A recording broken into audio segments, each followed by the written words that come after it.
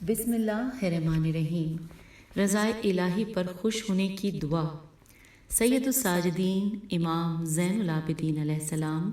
جب اہل دنیا کو دیکھتے تو راضی برضا رہنے کے لیے یہ دعا پڑھتے۔ ترجمہ: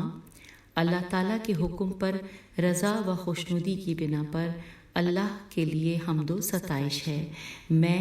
گواہی دیتا ہوں کہ اس نے اپنے بندوں کی روزیاں آئین عدل کے مطابق تقسیم کی ہیں اور تمام مخلوقات سے فضل و احسان کا رویہ اختیار کیا ہے۔ اے اللہ، محمد صلی اللہ علیہ وآلہ وسلم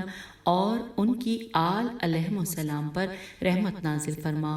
اور مجھے ان چیزوں سے جو دوسروں کو دی ہیں آشفتہ و پریشان نہ ہونے دے کہ میں تیری مخلوق پر حسد کروں اور تیرے فیصلے کو حقیر سمجھوں، اور جن چیزوں سے مجھے محروم رکھا ہے انہیں دوسروں کے لیے فتنہ و آزمائش نہ بنا دے کہ وہ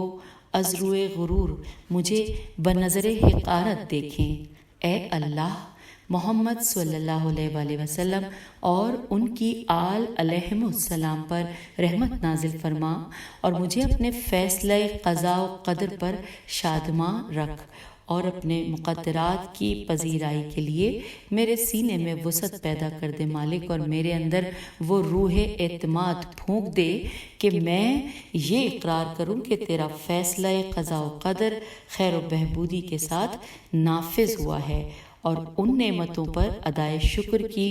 بنسبت جو مجھے عطا کی ہیں ان چیزوں پر میرے شکریہ کو کامل و فزوں تر قرار دے جو مجھ سے روک لی ہیں، اور مجھے اس سے محفوظ رکھ کہ میں کسی نادار کو ذلت و حقارت کی نظر سے دیکھوں، یا کسی صاحب ثروت کے بارے میں اس کی ثروت کی بنا پر فضیلت و برتری کا گمان کروں، اس لیے کہ صاحب شرف و فضیلت وہ ہے جسے تیری اطاعت نے شرف بخشا ہو، اور صاحب عزت وہ ہے جسے تیری عبادت نے عزت و سربلندی دی ہو۔ اے اللہ، محمد صلی اللہ علیہ وآلہ وسلم اور ان کی آل علیہم السلام پر رحمت نازل فرما، اور ہمیں ایسی ثروت و دولت سے بہرہ اندوز کر